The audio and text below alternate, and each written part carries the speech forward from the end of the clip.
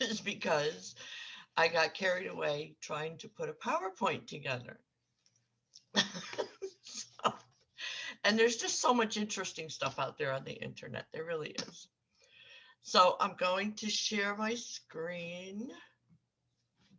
And I stopped because I was just so invested in this. And I'm like, oh, here's another cool slide I could put in. And then I got a message. It said, you can sign into class. So, so let me get this screen up.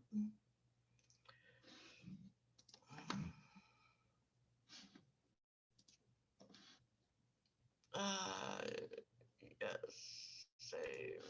Okay. Let me go to the oh, what happened? Is it up there?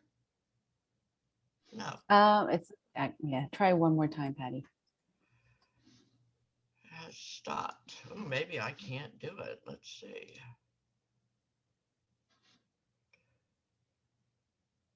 Oh, crumb cake.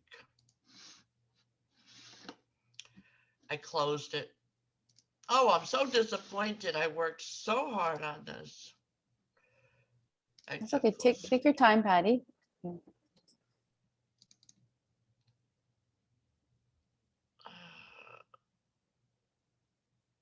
It was, and I think I closed it by mistake. Sigh.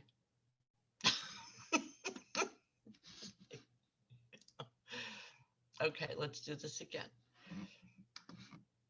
Now back to Zoom. Open. And back to Zoom.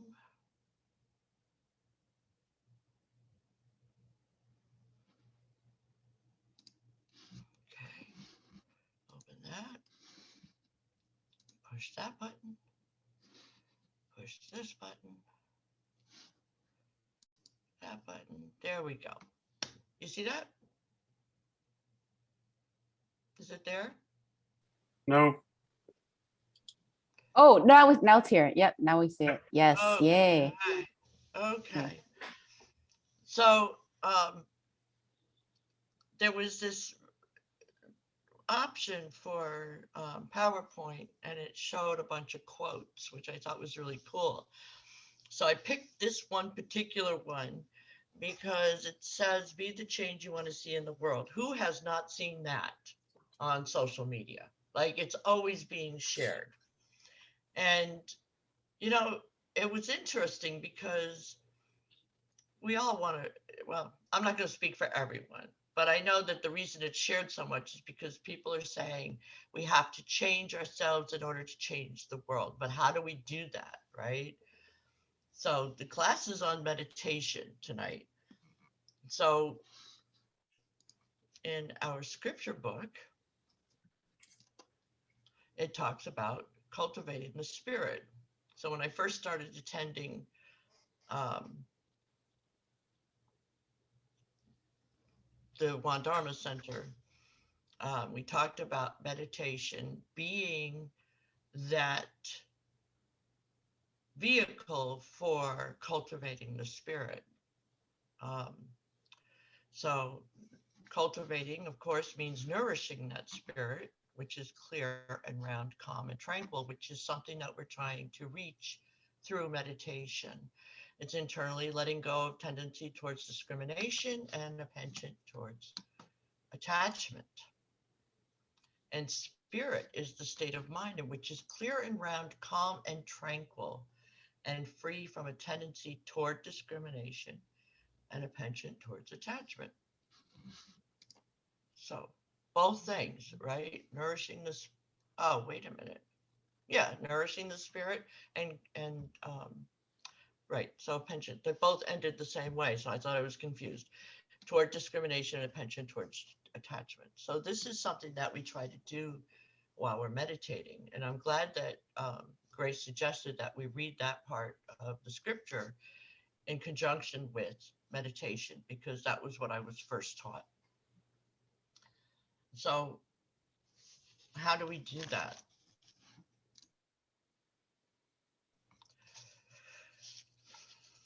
meditation is not a way of making your mind quiet. It's a way of entering the quiet that's already there.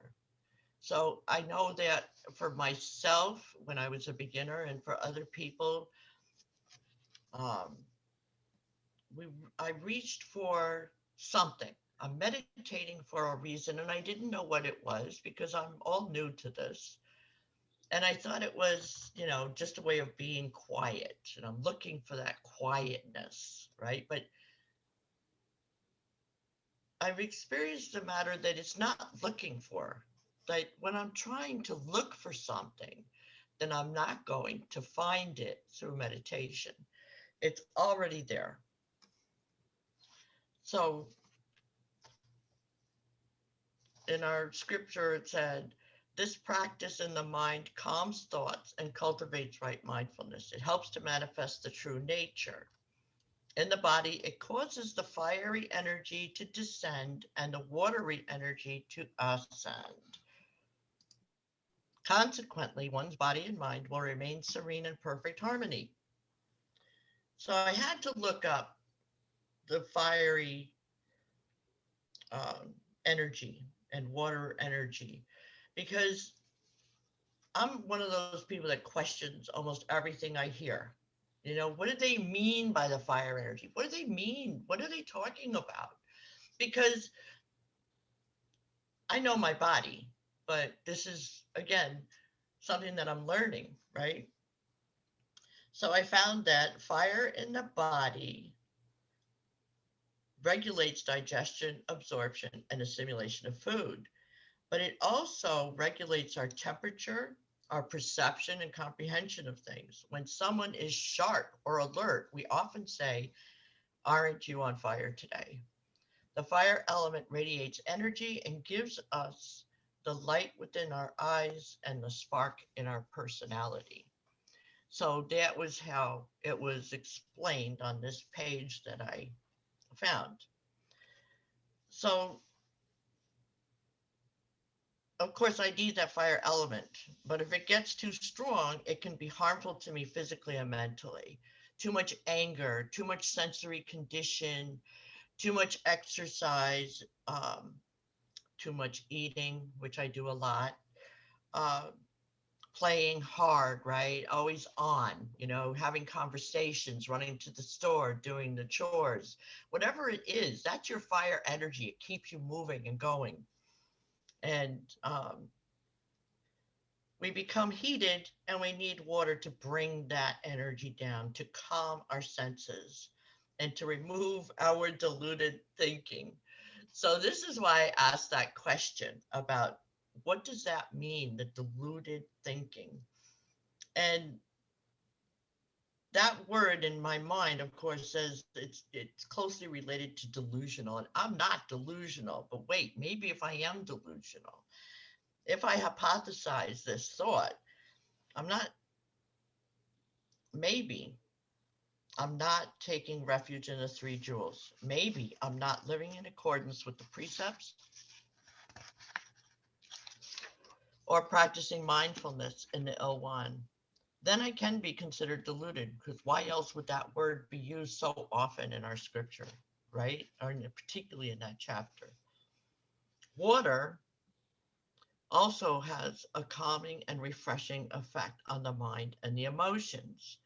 When we swim in an ocean, it makes me feel better. When I go in that ocean, I feel so much better. I have so much fun. I'm so relaxed. I'm enjoying that. We can take a soak in a bath. These are things that are done to calm down. So this site that I quoted the thing about the fire also said, water has the qualities of the moon. Fire has the qualities of the sun. So its attributes are calming, inwardly focused, reflective, insightful, intuitive. Like the day balances the night, we need the balance of our fire with water. So then, of course, my mind has to go to more questions like, well, where does the water come from? What's the source of the Danshin? Oh, is it in there? Is that where it is? Or is it just when I'm meditated and I'm calm that the water energy arises? And then I'm thinking, well, we are made up 60% of water. So maybe that's where the water comes, because I have to ask. I just have to ask. I've been like this for my whole life. Why? So there's many ways to practice meditation. The most accepted is, of course, seated meditation. So we had all these instructions on how to do seated meditation. Sit comfortably in a cross-legged position. Make sure you're upright and that you're seated on the base of your spine. Keep your spine erect and in line with the top of your spine at the bottom of your head. Breathe, keep your breathing smooth. Keep your eyes slightly open. Keep your mouth closed, because as the water energy arises, you're going to need to swallow. The spirit should ever be calm, and it should, wait a minute, I can't read this. Should ever be alert in its calmness and ever calm in its alertness. If your legs ache, you may occasionally switch their positions. If you feel itchiness or a tingling sensation, ignore those sensations and do not itch. That is your energy moving in your body. And during seated meditation, you must absolutely not seek bizarre states and mysterious signs. So this is a picture of the different positions for seated meditation. Number one is the one that I normally take. And they didn't show number two. It says 1, 3, 4, 5. I didn't know, first time I noticed that. So this is the position I normally take, number one. And my back has a problem, which affects my legs. So I have to shift them. And I've been told you can shift as long as you do it slowly. Don't lose your focus. Don't disturb others around you. And then bring it back in when you can. There's also seated meditation or kneeling meditation. I've never tried that because I think my muscles would cramp up too much, but there's these little wooden seats that raise you up from your legs. So that's always an option. The fourth, or number three down here, is, what do they call that? The semi-lotus or half lotus, where one foot is up on your knee. And Gian told me once that it took her a long time to be able to sit in these positions, and she had to practice and get her muscles used to that. And eventually it did stop aching. And then number five is your full seated meditation. So my body's not used to this, and there's very good reasons, mostly for the whole energy and comfort, is that's the best way to do it. When I first came to the Dharma Center with a friend, and there was this, I think it was a Sunday service, and we had to meditate. Now, I had never done this before in my life. And my friend met me there, and she's like, yeah, come on, you're going to check this out. This is really cool. So I was so restless. I couldn't sit still. I didn't know what it was, what was going to happen, what's going on, why are people doing this? So everybody's eyes were closed, and I didn't know anybody could see me. Reverend Yu came up to me afterwards, and he mentioned to me how I was awful restless. And I thought, how could he have seen me? His eyes were closed, and I thought it was quite mysterious. But I laugh now at my ignorance, of course. I love going to the center and meditating with my Sangha, and I miss it very much. The benefits have not been lost on me. But I want to make mention of the last item, which is do not seek bizarre states or mysterious signs. So he says, pay them no. Oh, could it be because we're manifesting these things ourselves in our own minds? And it must be a common occurrence, or it wouldn't have been mentioned. So he says, pay them no attention and look past them unconcernedly. If I don't, I may become attached to them and perhaps not be able to forget the distinction between self and others, is what he says. But I'm not quite sure exactly what that means. But I may myself, I think I would keep chasing that. And as a matter of fact, there was a moment where I thought, if I stay this way, maybe I can enter the ether, like I'll be in another state. This would be so cool. And I was chasing that. And that was not good to chase that, because it's not really special. It doesn't make things different. And I don't want to become disappointed in my practice because it's not happening. Or if it did happen once, it's not happening again. There must be something wrong with what I'm doing. Or maybe I'm just not allowed to do that. But I think it's very important to not stay in that frame of mind and practice just being still in the stillness of what it is, which is what number 4 said. That meditation is not a way of making your mind quiet, it's entering the quiet.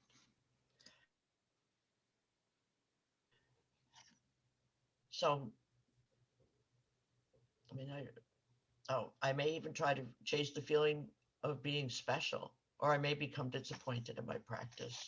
And Reverend His Holiness Swasan talks about this at length in chapter 9 in his book. This is in our scriptures, and I should be heedful of this. Seated meditation isn't just about the fire and the water energies. There are many benefits to this practice. I think that if I look for these benefits again, I may be disappointed. And I am one of those people who wants results in anything I do. With expectation comes disappointment. So time is on my side. I am not looking for particular changes in myself other than to be more peaceful and a more peaceful human being. Everything else that comes with this practice is a gift. My practice isn't as good as it could be. I'm not a very disciplined person. I meditate when it suits me. One day, during a particularly difficult time, I chanted and I prayed. And I meditated for a couple of hours, and the level of peace and understanding I developed was wonderful. It was while a friend of mine was in a hospital. We didn't know what the next step was going to be. She did eventually die.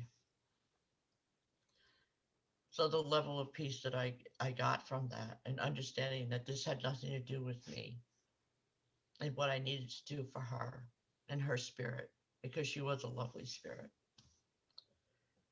So I am concerned with my attachment to that as well, and what harm I can cause myself.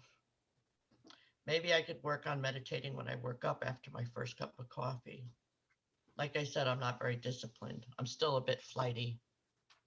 So that's my flighty behavior. Number 1, under the merit of seated meditation, is rash and flighty behavior. It will gradually disappear. Maybe I should meditate more. I don't really know much about numbers 2 and 3, but I can attest to 4 through 9. And then number 10, you will gain freedom in birth and death. Well, this remains to be seen. There is an article online from Forbes magazine dated February 2015 on the effects of meditation on the brain. The meditation on the brain research has been rolling in steadily for a number of years now, with new studies coming out just about every week to illustrate some new benefits of meditation. The physical changes in the brain is that the hippocampus increases in volume, and the amygdala, which is responsible for the flight or fight response, decreases in volume. Not by such a large number, but enough to reduce anxiety and increase our awareness. Who wouldn't like the idea of meditation when the merits can bring such a more balanced life into right thinking and action? Meditation is also the best path for cultivating the spirit. While meditating, I am bringing myself to that state in which the mind, being clear and round, calm and tranquil, is free from a tendency toward discrimination and a penchant towards attachment. I have noticed a change in my ability to be less discriminating. I am finding it easier to let go of things I have become attached to, whether it is a thought process or an idea or even a principle or a person. Practice is all it takes. Start small, don't give up. I will probably never be able to sit in the full lotus position, but the more I practice, the longer I can sit. It also helps to do a little stretching before sitting for any length of time. It's not about being mindless, it's about gaining mindfulness. For the first time in many years, I am starting to see myself again. Not who I was, not who I want to be, what I wish I were, but who I am.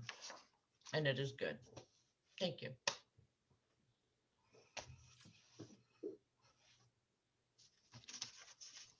Thank you so much for that presentation, Patty. Wonderful. It's very comprehensive. You explained, you clarified very important terms. You explained the reason why we work with the water and fiery energy and talking about the principle behind that. I really appreciated that. And that just expression that you emphasized, you know, you're not looking, it's already there, right? You emphasize it several times. And also postures too. Yeah, definitely we can do on the cushion, but there's several other postures, like sometimes sitting in the chair for some people. There's also standing, there's also lying, you know, walking. There's various ways of doing that. But right, because you were focusing on seated meditation, I think that's why you showed those images. But more importantly, I appreciate your honest stories.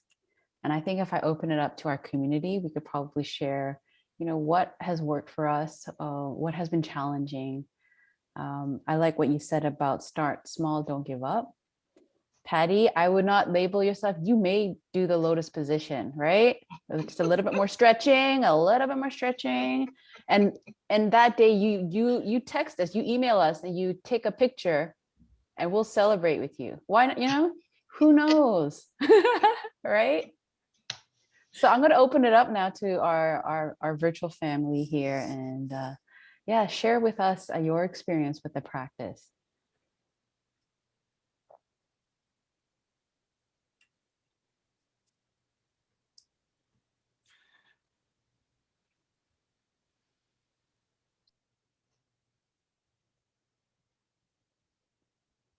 Yeah, Brenda. Yeah, I can unmute anytime.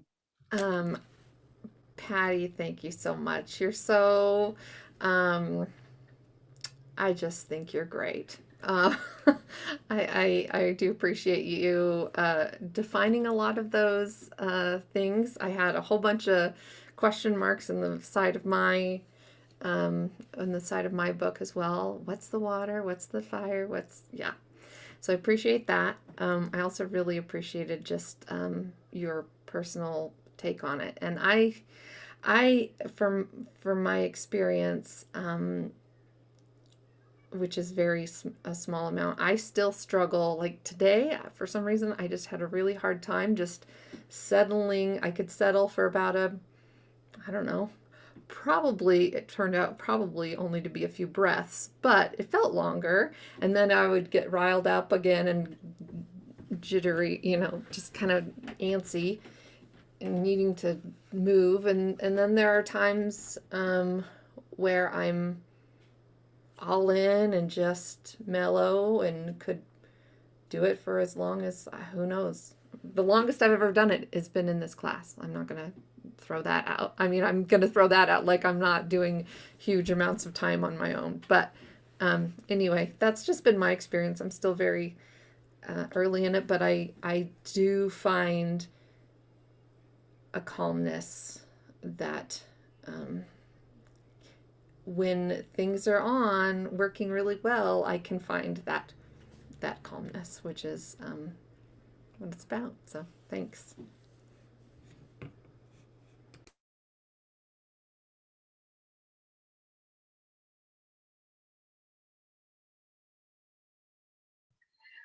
Sometimes I feel like the little engine that could.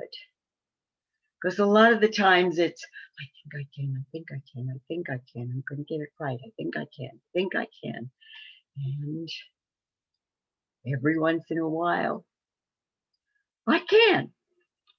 But like Brenda, I struggle many times with just trying to settle down and settle in and let go of the thoughts and not to be angry when the thoughts come. I used to in the beginning when the thoughts would trickle in, I'd just get out of my mind, you know.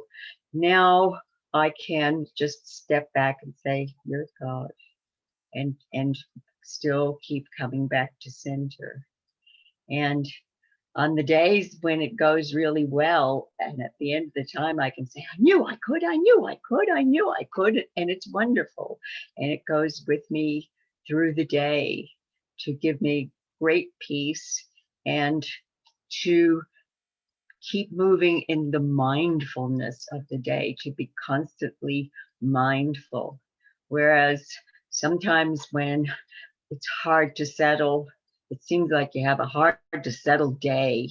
And sometimes I just have to take that afternoon break and do some Namu Amitabha chanting to get back, to bring it down, and to get back to find that peace and joy and calm that comes in that quiet place. So it's just a work in action of keeping on trying, but it's beautiful when it all just goes great.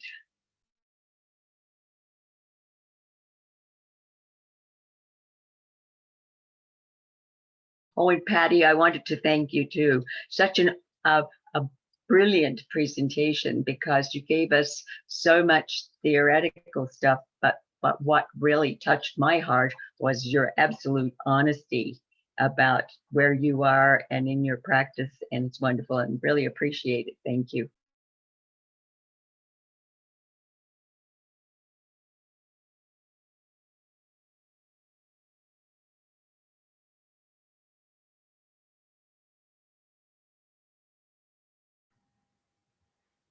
Patty, thank you so much. I agree with everyone. I love when you talk, because you're just very real, and you don't hold back, and you share all of your questions, and you share honestly about, you know, what you're working on and how you feel. And I was thinking, you and I talk a lot, so I was thinking about this practice and all the times that we've discussed this practice and doing this paper and you doing this presentation, and meditation kind of becomes, it's like family. I mean, I kind of think of it as like family, because it's like this kind of partner after a while, right? It's wonderful and super annoying sometimes. And it like comes up and shows you yourself, right? It shows me myself, and sometimes I don't want to see that. And so then then you're resistant. And then, but it's like this family member that you always love no matter what, and you always go back to no matter what. So for me, that's kind of doing this paper was looking at, the years of meditation that I've done, and how it's not changed my life, it's given me my life. And the Dharma Center, all of you as well. I mean, there are no words of gratitude. There are none. And you, Patty, thank you, because you and I always discuss this and many other things. And I really appreciate that, your willingness to go there. And I really appreciate, which is the ground for me. And the ground is keep going. Just keep going. Just keep practicing. Above all else and anything else, just keep practicing. And then you said that. You said that, and the difference that it's made in you. And so thank you. It was really lovely. Thank you very much.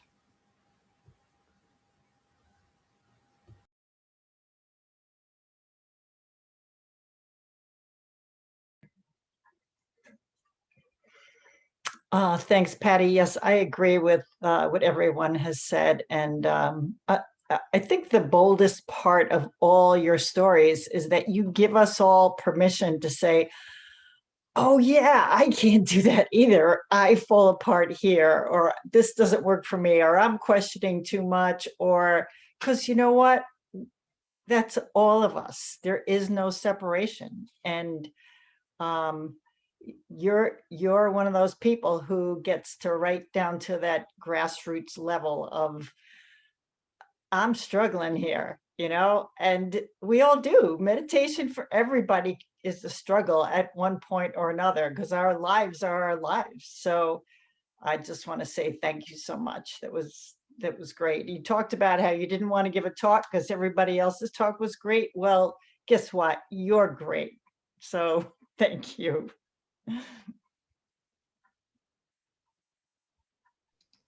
I still wish that we were having meditation at the Dharma Center, because meditating at home is so much more difficult. The cats want you to play, then you wonder if you left something on the stove, or you need to start cooking, or you should be doing something. So it's really much easier to get out of the house and be someplace to do it than it is to be in the house. That's my issue right now. But thank you, Christine.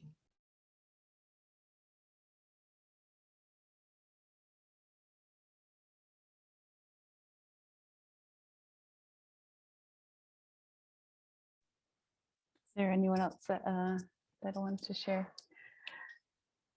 Okay. Thank you, everyone. Thank you again, Patty. And now we will turn it over to Reverend Yu.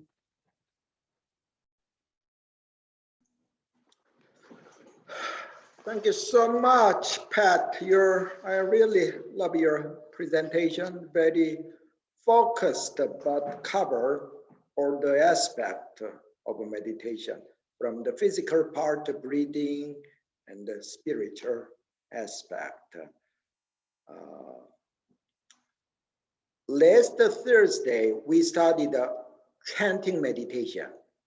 When I said chanting, it is not just reciting the name of the Buddha, Namamitapo, or Om Mani Padme Hum. But when you recite or read Heart Sutra, Diamond Sutra, Ilwan Sangpa with no mind, not for the study purpose, actually, whatever path is possible. And today we will study sitting meditation. Let's call that practice at rest. When you have available time in the meditation or in your house, you can practice, cultivate your spirit. When you are actually involved in daily activity, particularly when you encounter some challenging situation, particularly along with other difficult person, how can we center our mind? How can we make our mind peaceful and focused? So the next 2 Thursdays, we will study essential dharmas of daily practice, especially number 1, and the timeless meditation and the placeless meditation. Let's call that practice in action, 2 aspects of practice. Actually, there are a lot of other important subject or aspect of prayer. We already started 4 articles to progress faith, zeal, questioning mind, and dedication. There is also a very big obstacle on our Dharma path. The crisis of intermediate stage. Our founding master called that disease, the sickness of intermediate stage level practitioner. So those important subject we will study in the next continuing class, which start from May. So if you are interested in that class or you decide in your mind to take the class, let Grace know that. So she can also provide some scholarship. Meditation is actually practice or action, but understanding the principle, Dharma foundation is important. And at the end of the April, the last Saturday in April, we will have a one-day meditation retreat.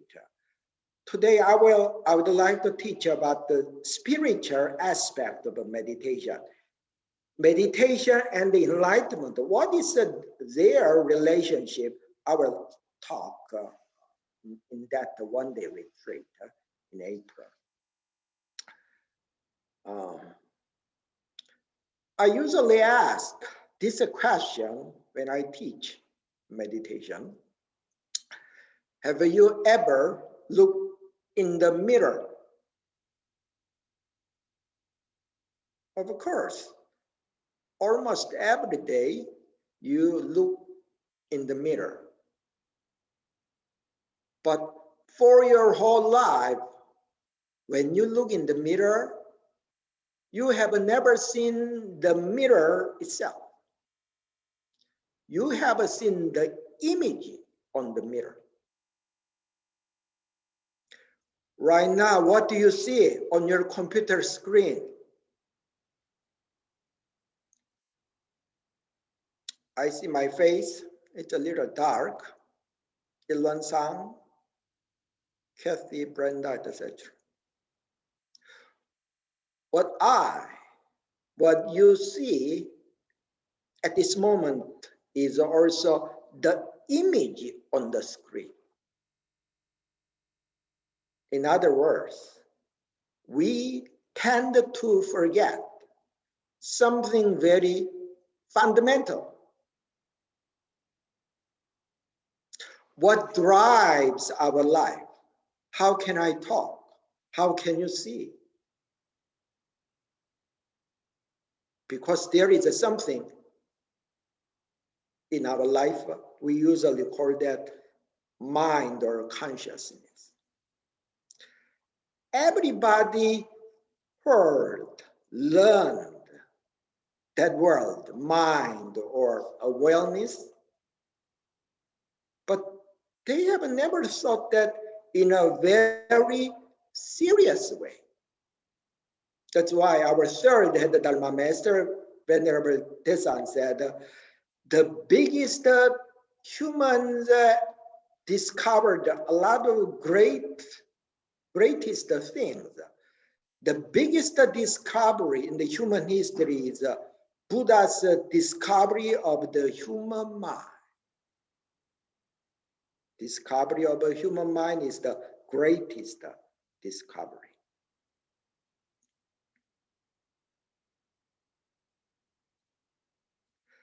Our mind, whether you call the mind, the consciousness, awareness, it is not important. It's all just a concept. That, let's just say, that ocean of awareness is very, very mysterious. We know exactly what's on the surface of Mars and the moon, but you know, we do not know what is at the bottom of the deep sea. It's a really mystery. Just like the depth of our mind. As I talked several weeks ago, when you are deeply hypnotized, you can calculate, for example, 435 multiplied by 299. Without any hesitation, most of the people can tell the answer offhand. When you are hypnotized,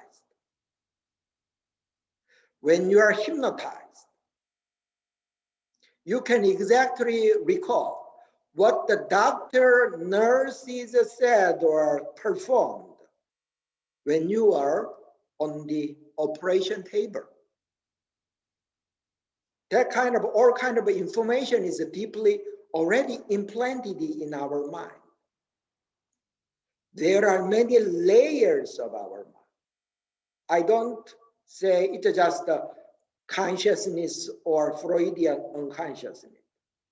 It's a very, very mysterious thing. Just like when our thinking mind stops, some emergency happens. For example, the fire breaks out. Many people do really supernatural things. Carrying their baby, they jumped over the high walls. That's very, very common. What is meditation? You can use the very beautiful definition of that Indian master, but today I would like to define in this way. It is the path, the way to reveal our true nature, original mind, which is full of wisdom, potentials, compassions, all kinds of meritorious things are already inherent within our mind. In other words, meditation is not stress reduction technique. For beginners, meditation drive you more crazy instead of calming down your mind.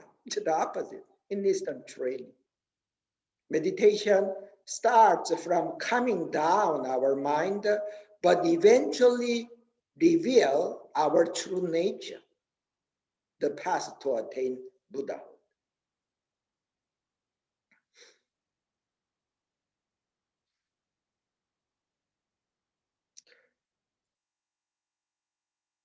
Human beings, do you know what the turning point for humans, human civilization to be developed exponentially?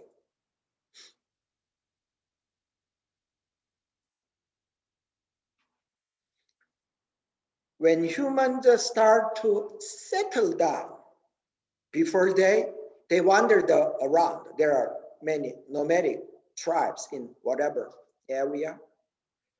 When people started to settle down, they start to create some community. Class started to form, the division of labor become more specified.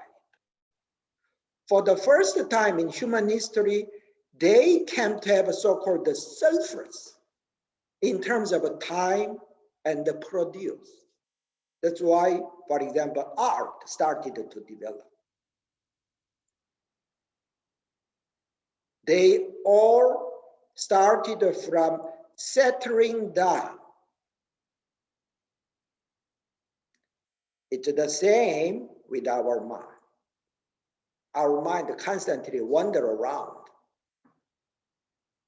Even when we sleep, we have a dream, visual manifestation of our wandering thought. When our mind settles down, really, really wonderful things start to reveal itself in our life. The first is the wisdom. We become, when you practice sitting meditation, you will not become a man of knowledge, but you will become the person who really knows. Just like the Buddha, Muhammad, even he basically read and write his name. After he received the divine revelation, he became a wonderful poet. Our founding master dropped out from the elementary school.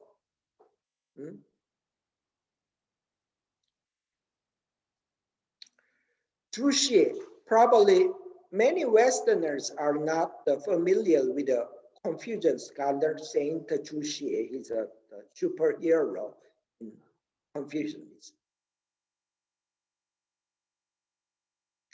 He's a great philosopher. What he did for his whole life was read some philosophical Chinese classics, the textbooks, and the contemplate and write those things. 朱熹. In older days, there were no electric bulb, etc. When he went over mid-40s, his eyesight became so weak, actually he could not read books anymore.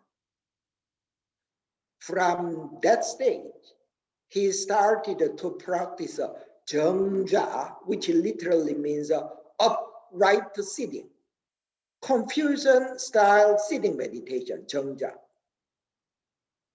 And since he could not read anymore, he was, after several years, he was really, really amazed.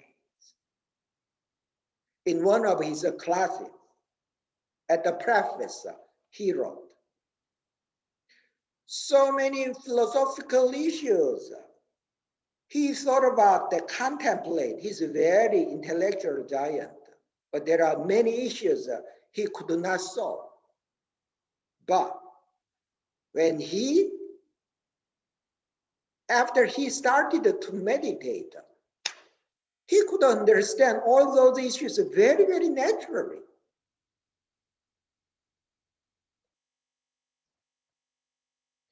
Eureka moments from no mind. Of course, we need to think of something, but eventually, when our thinking mind eventually disappears, the highest level of wisdom, let's call it prajna, innate wisdom. What is a pra? Jnana means wisdom. Sanskrit jnana or Pali jnana means wisdom or knowledge. Pri, it is before. That true wisdom. What's the nature of that wisdom? It's a pure light.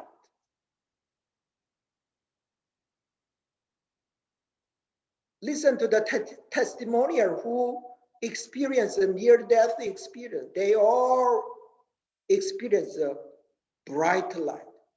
Jesus said, I'm the light of this world. That's our true self. The light that starts to appear when you meditate. The principle is very simple. When the ripples disappear from the surface of the pond, the surface can reflect the moon very accurately. That's why meditation cannot be separated from enlightenment. For these things, I will explain in the April retreat in a more detailed way. And also, what is meditation? Okay, why don't you tilt your head to your right? Some people may have some stiffness to the left. You rotate to your right.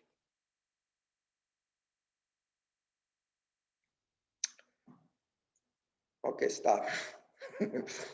You can move your body freely, but can you use your mind freely? Okay, tomorrow I have a bar exam. I decide my mind. From today, I will not nervous. I will not anxious before exam. Is your determination working? Tomorrow, from tomorrow, I would like to forgive that person. Will that work? A little bit. Tomorrow, I will be completely free from depression and anger, anxiety. Even though it is my mind, even though it is your mind, it's just strange. You cannot use your mind freely. Do you know why?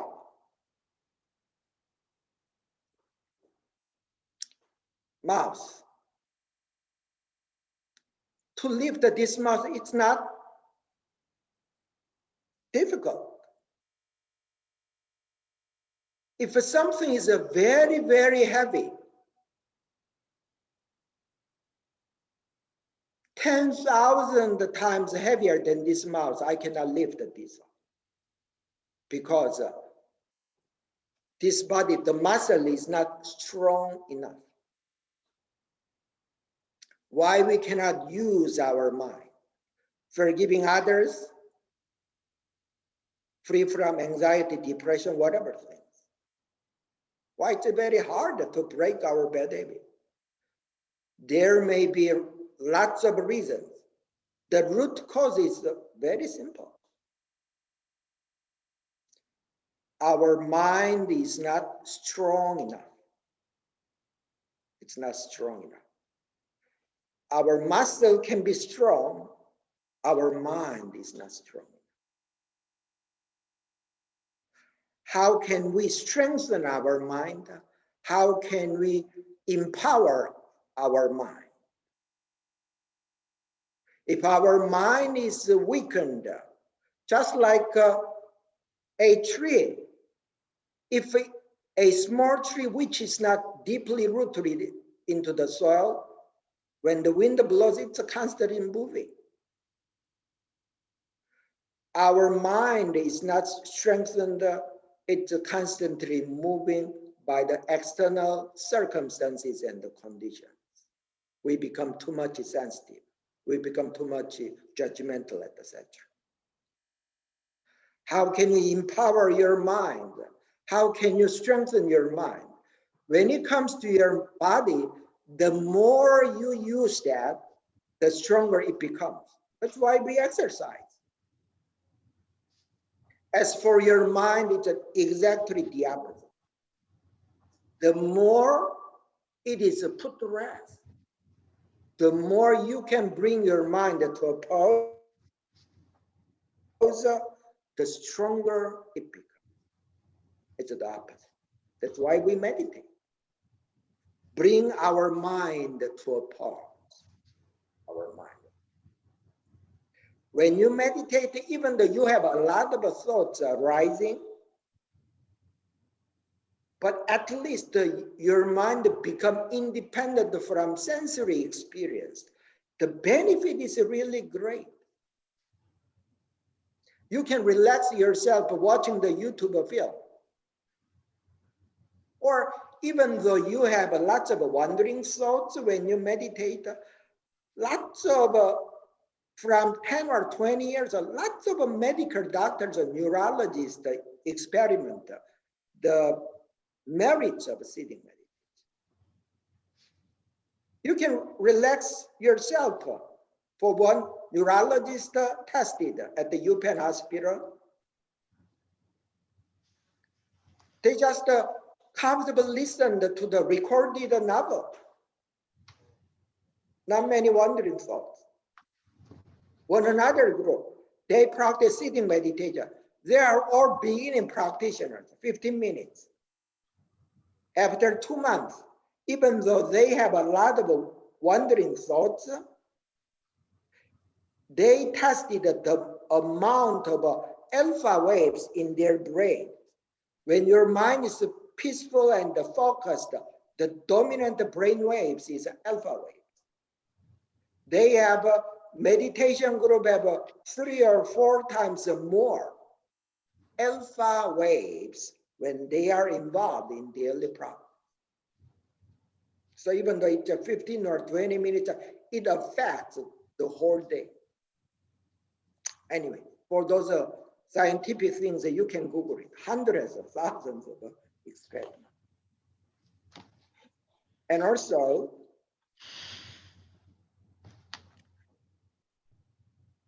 being compassionate to yourself, being compassionate to others. It's one of the skillful way to live a very happy and free life.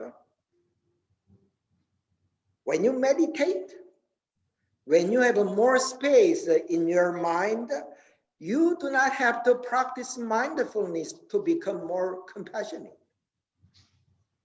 You very naturally we become very forgiving and compassionate person because you have more and more space in your mind and in your life. When do you make the wrong choice? Your choice shape and reshape your destiny. Your destiny depends on your choice from your occupation or whatever thing. When your mind is not focused, not peaceful, upset, when you make some choice in that state of mind, that choice is usually very much misleading. So as I said, the human civilization's advancement, when people started to settle down, all kind of benefits start to arise when our mind settles down. That's why when we say threefold practice, think about the sequence. That's why they usually say spiritual cultivation, cultivation and wisdom, mindful choice in action. In that way, what comes first is the spiritual. Why the world is very dark? Very simple. Human's mind is very dark. How to brighten this world? We need to start to brighten human mind, our mind. Do you know the root meaning of education? Latin word educare. Do you know what educare literally means? Education, from the root meaning of that word, is not learning something new. It's educare literally means drawing out, pulling out. In that box, it's already there. You just draw it out. Meditation is a true educare or education. It's just revealing something which is already within ourselves. So let's meditate more.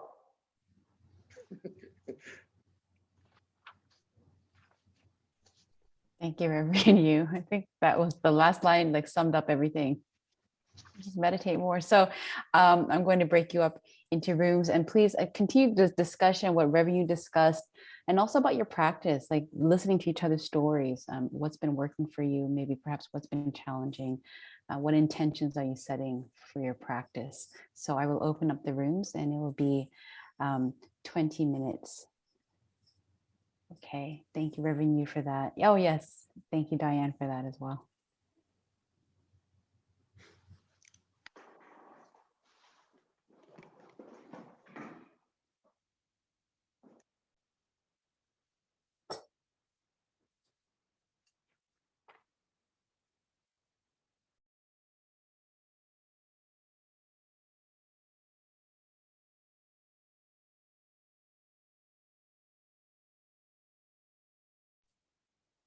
Hi, Bob.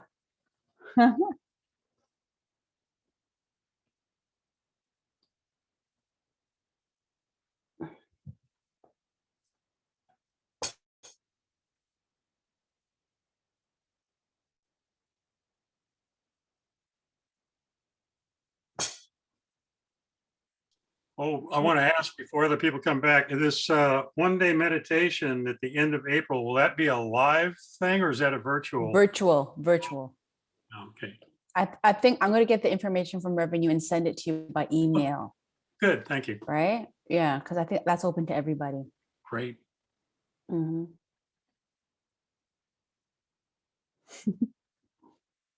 Welcome back, everybody. So great to see you. Okay, we have some more people coming in. Yay, welcome back. Okay, awesome. So yeah, this is our sharing time where I love to hear what came up for the groups. And may I start with Christine's group? Christine. And I think it was Wendo. Yeah, we shared about the power of how our practice has influenced our life and our sense of self. And Christine shared, I'm looking at it now, Chants for Healing, Reverend Wangong CD. Mhm. So feel free to download it. I found it on iTunes, or I have Spotify, so it's right here. I'm downloading it now. So she shared that she often walks to that chant, and it's definitely a really powerful form of walking meditation. And I shared that I recently made the connection of my sitting meditation to my running meditation in the last couple of weeks, where after like a mile and a half, 2 miles, I hit like a wall, and then I feel like fatigued. And so then I've been focusing on my breath and just feeling the rising breath expand and fall, and just really getting inwards. And after about a couple minutes of that, I just get really energized and I'm back. I feel like I'm running another couple miles. And so it's and I get into this flow. Like, it's hard to explain, but I feel very like weightless and just in this rhythm, and you just like moving. And it's this like this energy that just comes over me. So every time I run, I intentionally now get into this focused breathing as I run, getting into this like running flow, which is cool. Yeah, and then we both shared also about how the unintentional or sometimes unobservable consequences of meditation that happen in ourselves. I think what Reverend you shared about feeling more forgiving, feeling more compassionate, loving kindness, right? That arises naturally over time.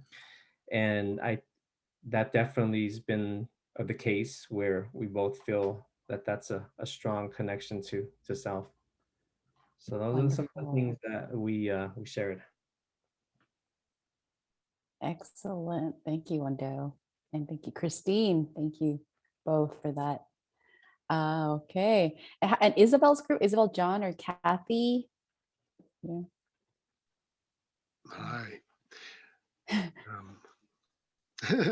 Sorry, I told the group I'm a little relaxed. I just moved. So I've been loading truck for 3 days, and then I got my shot today. And so I'm super watery energy right now. So well, we reflected on the different types of meditations we're doing right now. Isabel does a mostly seated moving meditation with Reverend Song. Is it Reverend Son or Reverend Song over in Philadelphia? I think it's Son, right? Song. So, with a G? With the G. With the G, Song. So the point there being that she was kind of experiencing bringing, working with that watery and fiery energy during this type of meditation, and that it was kind of impossible for those two energy flows not to be happening. And so or maybe also during regular any type of seated meditation, and bringing up that watery energy from the root chakra. We reflected on that, and I was just thinking about how the chant. I'm doing mostly chanting, since we talked so much about chanting meditations. That's what I've been doing lately, and how that focusing on that eternal light or life within ourselves is the same intention or the same motivation for seated meditation as well. So you could see how it's the same thing, more or less. And I think that's all I remember. So. Super watery. Yeah. Thanks, John. Thank you so much for that. Okay, thank you for that group. And how about Allison's group? Allison, Diane, or Bob?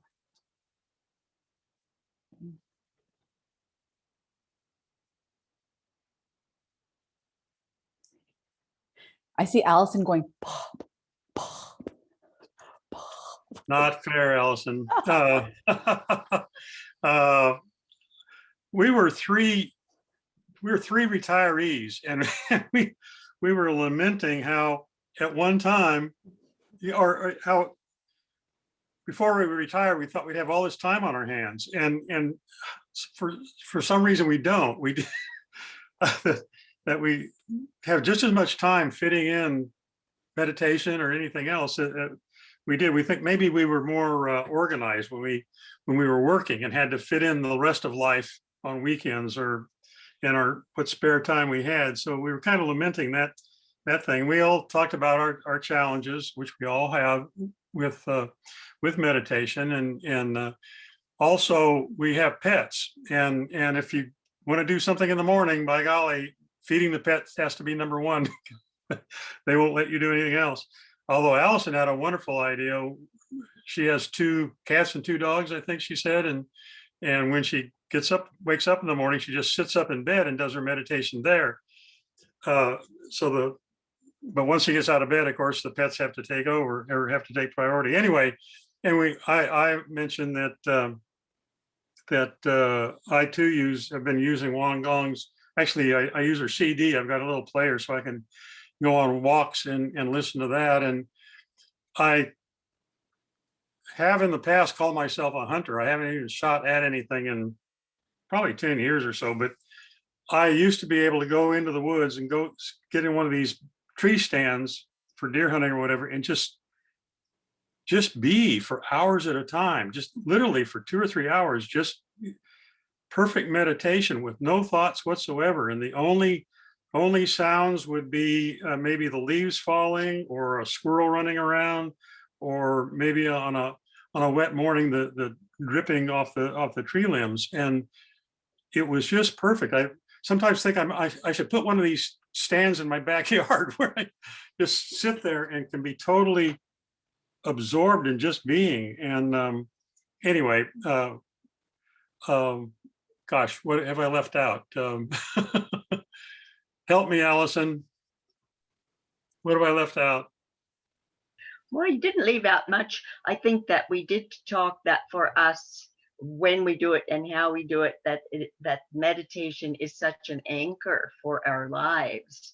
And when we do it, we find that our daily life and activities are just, there's another level there than the days when we don't have that meditation that puts us back right to our true nature and puts us on track for life.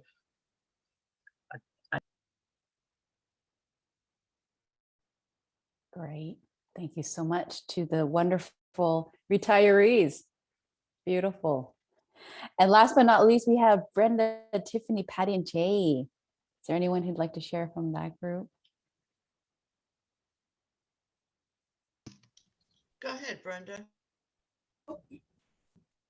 Never mind. Thanks, Patty, for trying. So I love I'll help out too. Thank you. That'll be awesome.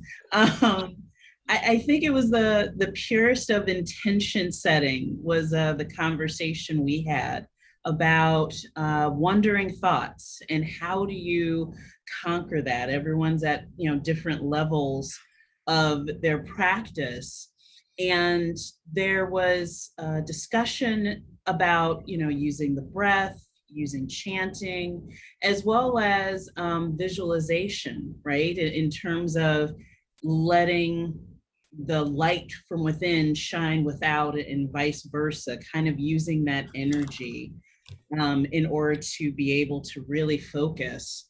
And it wasn't so much of wanting to clear the mind, but as Patty said, it's really the 1 point mind is the goal that you're building towards. You won't necessarily get there right away. And it's in the idea of being able to go into meditation however long you want to with that in mind. It's something that you have to grow into. But I found it a helpful exchange of ideas of how do you start setting that intention of calming the mind and really becoming disciplined as you go along. So Brenda, I don't know if I'm missing anything. That was excellent. The only other thing was that the techniques, the ideas of how to help be that one-pointed. One that I really liked was the watching a lit candle, just watching the flame. I love that. That's going to work really well for me, I know.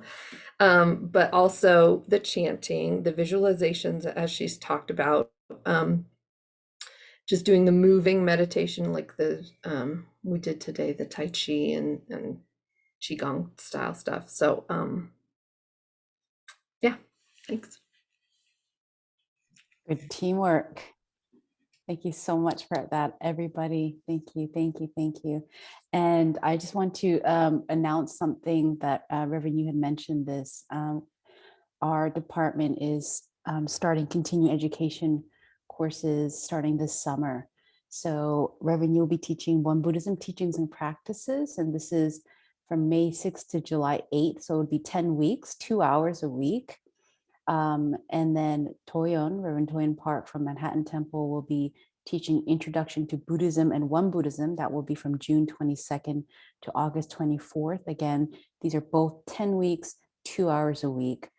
These are not credit, so there will be probably more discussion. There's no exam or anything like that. There might be just a simple evaluation, perhaps a quiz. And also I want to emphasize that scholarships are available. They're being distributed as 50% to 70% to 90%, depending on your financial situation. So we do have that available. I want to emphasize that.